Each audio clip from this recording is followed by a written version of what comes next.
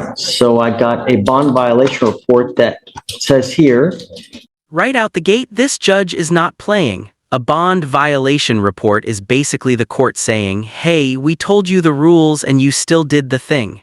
And that instantly shifts the courtroom tone from calm to explain yourself. you entered the exclusion zone on 7/8 at 9:08 a.m.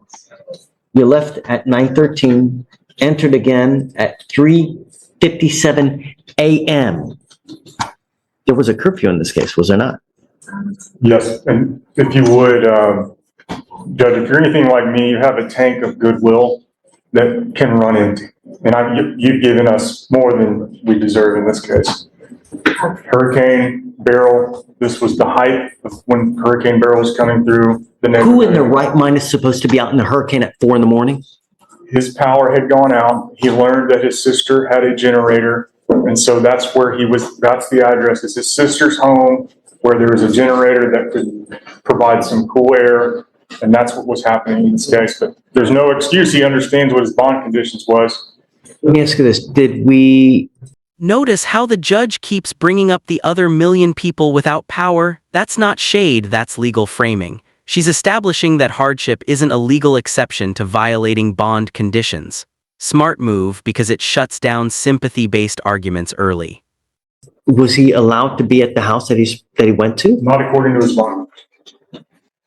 I had nowhere to go. It's hot. So what? Everybody else in Houston still doesn't have power. 1 million people still don't have power. Still, to this very moment. And they're dealing with it. Did you contact pretrial services to let them know where you were going? Yes. When did you do that? Yesterday. Okay, but you didn't do it Days before you went. I called them. They wasn't answering the phone. I got pictures. I don't care if it's calling Jesus. Yeah. It don't matter who you're calling and what's your excuse. You have bond conditions. This is not the first time. This is not the second time. This is not the third time that you've had bond violations. How many is This this? is the sixth time I've been here in the past 45 days. This is a classic courtroom turning point when excuses become patterns. Judges call this noncompliance fatigue basically when someone has broken the rules so many times that mercy starts to look like enabling. That's exactly the word she uses. Am I supposed to let you go after 6 times? Mr. Stewart. To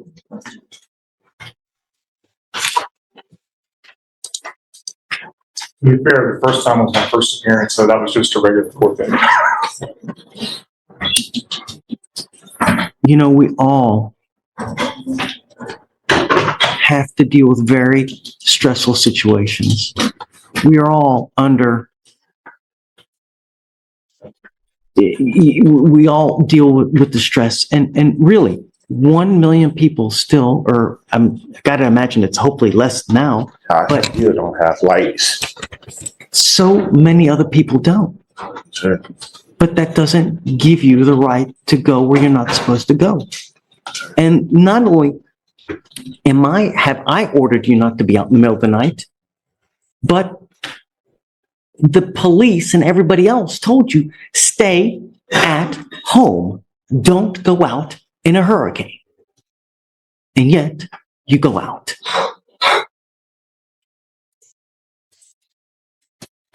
It's not goodwill. You know, I mean, Mr. Mercer,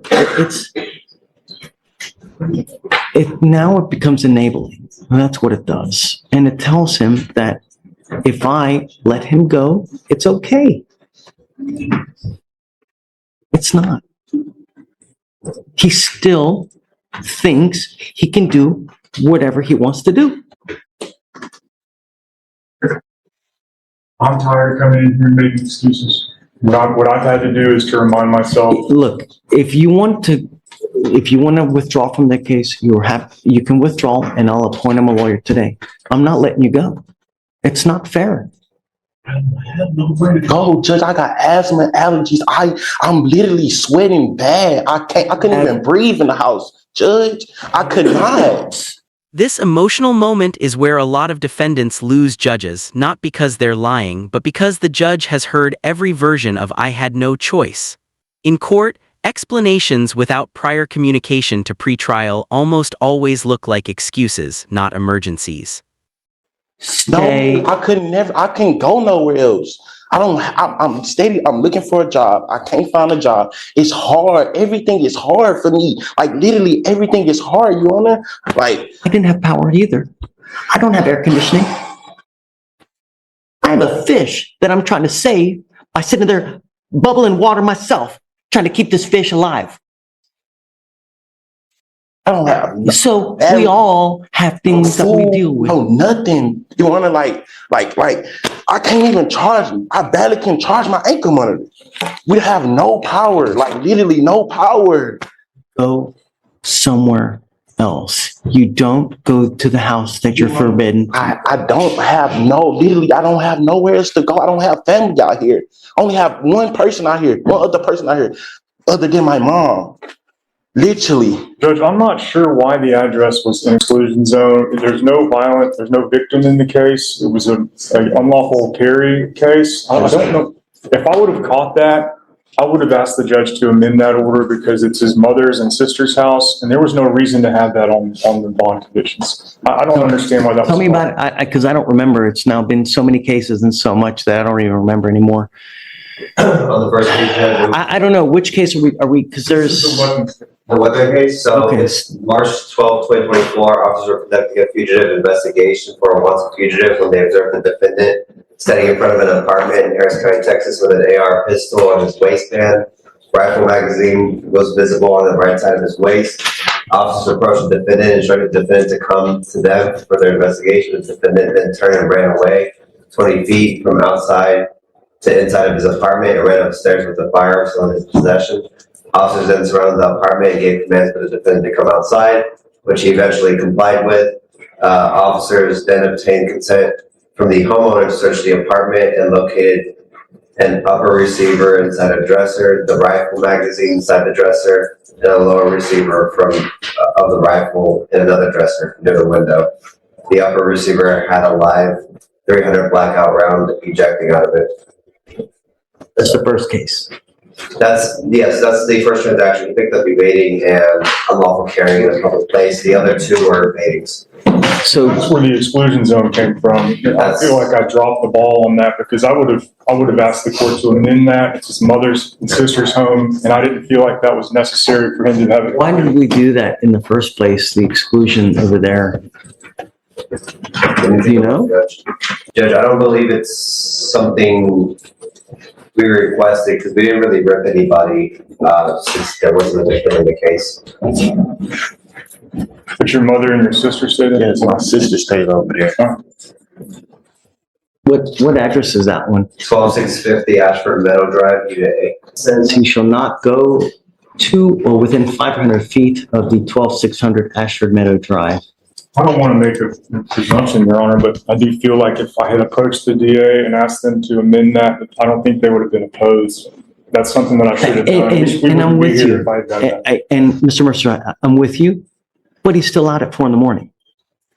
You're still going out at 4 a.m. I was leaving the place I was at because me and my mom were panicking so much, and I had to go to went to my sister's house. You can ask my mom, you can call my sister, you can literally ask both of them. They'll tell you. Literally. I was hiding. I have asthma and allergies. I can't breathe. I cannot breathe. So bring him over here. I want to talk to him then. I can call him on the phone, over the They've phone. been texting with me. They said, please have the judge call us, so. And she's even been calling. I promise, she's even been calling here. Bring him here. Let's talk to him Monday. Okay. Okay, Judge. When a judge says, I am at wit's end, that's judicial code for, your runway is gone. And bringing the family in, that's a strategic pressure move. Judges do this when they want the support system to feel the stakes just as much as the defendant. Thank you. Roll it to Monday. In the interim, if it's their actual address, Judge, we would be unopposed to it. I'm not going to do anything yet. I want to talk to them. Bring them here Monday. Let's roll it to Monday, and I want to talk to mom and sister. Thank you, Your Honor. Okay? Be back here Monday. Yes, sir. Thank you so much. Good morning. Thank you so much for coming. Are you mom? Okay, and you are sister. Okay. How much do you know about Mr. Stewart? As far as all the cases that we have and how many charges he's picked up and of all the issues that we have, how much do you know?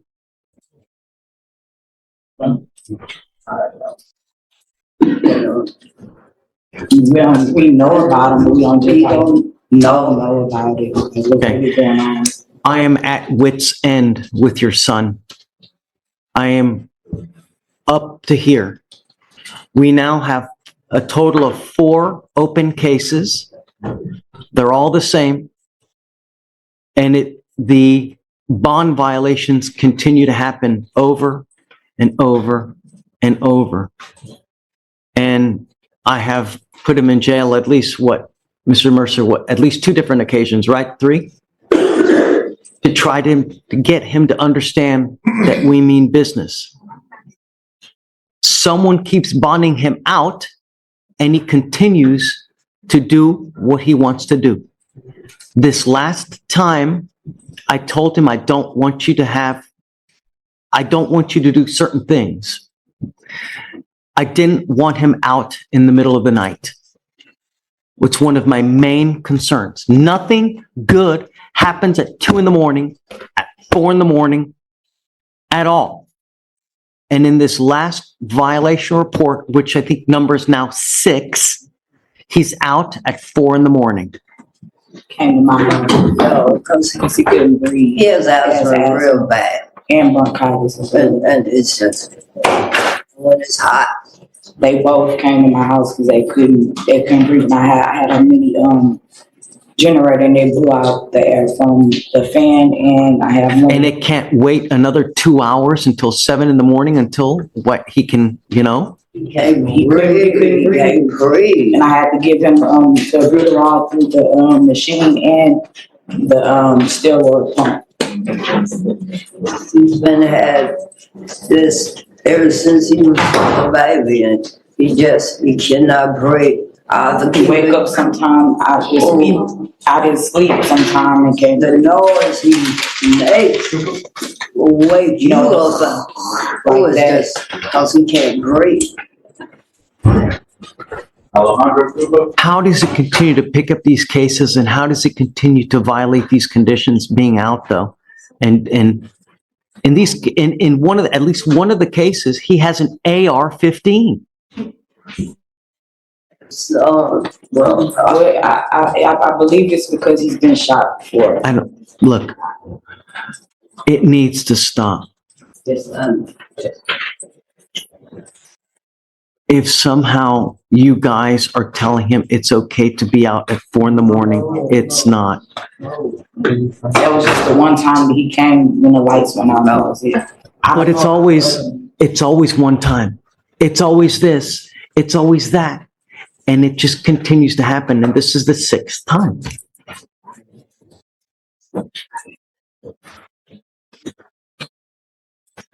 Who does he live with now? lights came back on Saturday evening, so he's back with me. He stays. Do you stay home all day? What do you do? Do you work? Just like, I've been on disability ever since 15, 16. I have neuropathy in my hands, Who else stays at the house? just me and him. And it affects my right side. Why, Mr. Mercer, why did we do the exclusion in the first place from the house? I don't remember. It must have been just a standard boilerplate thing that I overlooked or that the state overlooked. I didn't sign on until later on. I subbed in for somebody else. It was just where the incident occurred. There was no victim in the case. There's no danger to anyone in particular. I think it's just where they found him with the weapon. So I don't know, honestly. I think at the last setting, the state indicated that they would not oppose taking that out. Do you have any reason why we put the restriction on that particular address? Judge, I think that was a court condition, if I remember correctly, and on the allegations itself, it looks like he kind of trapped himself into that house and caused this whole standoff, and then because of the facts of the case, you didn't want to be around there until you had more information. But if it's his house, like I said, I'm not opposed to him. What is your address, ma'am? Well, I moved from over there to, The address is actually her My house. address. So that address is your That's the address. address he came to, but it's not the address where it occurred at. What the address where it occurred at is like way down the way. I live in the front, so she came to the front. she's a friend of the lady whose house he was at, some friend, Where it happened. and he ran into her. She was a friend of the family. You ran up to the lady that was the friend of the family house. I only have three things that I want. No weapons, no drugs, no alcohol. Actually, four things. Curfew, so he's not out in the middle of the night, and that he's a working man, I've been trying to. so that he doesn't have too much time on his hands. That's the only thing I'm requiring from him. And I'm going to say this now, that it doesn't matter to me if he lives with you, sister. My only concern is that he's not out in the middle of the night and doesn't have a weapon. Okay? I'm going to let him go with you guys, but I'm going to tell you now, if I have any future violations, I'm going to set each of his bonds at $50,000. So is he allowed to come to my address? I don't think it's an issue. My only thing is I don't want him out in the middle of the night. We will put a curfew of 9 p.m. to 6 a.m. If he's out past any of those times, I'm telling you, I'm going to make his bond really, really high. He has to have a full-time job. This final warning is huge. A $250,000 bond isn't just a penalty, it's a trapdoor. One slip and he's stuck. The judge is basically saying, we've talked, argued, explained, warned, now this is your last lifeline. Classic high-stakes courtroom climax. I'm working on trying to get him there. Why are you working on it? He should be working He is on as it. well, I'm sorry. Well, We we- both are. We all are trying to just help him. Yeah, Because he's 17, so it's like it's not so many jobs that I understand. can get him. Look, We just if trying to help him. I'm happy that you're helping him. Really, at the end of the day, if that's what it takes, then that's what it takes. But I just want you to understand that I'm at wit's end. I will not entertain any more excuses. I don't care what it is. I don't care where he's going. If you need to have a breathing machine in both houses, put one in there. Because, come up, Mr. Stewart, I'm going to take off the restriction that you can go to your sister's house. I mean, I don't care what house you're going to. Don't be out past curfew. Yes, sir. I don't care if you leave your charger at your sister's house and you have to go out at 9:05 to go get it somewhere else. The next time, and I'm going to make a notation clearly here of everything, because I'm not going to forget anything. The Yes, sir. next time, I don't care what your excuse is. I'm going to make your bond $250,000. Yes, sir. Do you understand me? Yes, sir. At some point, they're going to stop paying to get you out because they're wasting their money every single time, thousands of dollars to get you out, for you to violate, to go right back in. Yes, sir. Do you understand? Yes, sir. You're on notice now. If you are going to go to a particular house, have your overnight bag that has everything in it, your phone, your charger, your albuterol, the machine you might need, have everything, because I will not entertain any excuses. Mr. Mercer, you're on notice now. I don't care what the excuse is. The next time he violates any condition, you know what's going to happen. Yes, sir. Okay? We need to make So sure. the only conditions that we have now, get a job full-time or be in school full-time. Sir. No weapons, no drugs, no alcohol, Yes, sir. and no out past curfew. Yes, That's sir. it. Thank Do you. we need to, I'll talk to pretrial services about Talk the with Tracy address. so that we iron everything out. And then that's it. Yes, sir. Thank Thank you, Judge. you. Thank you I appreciate you. so much. Okay.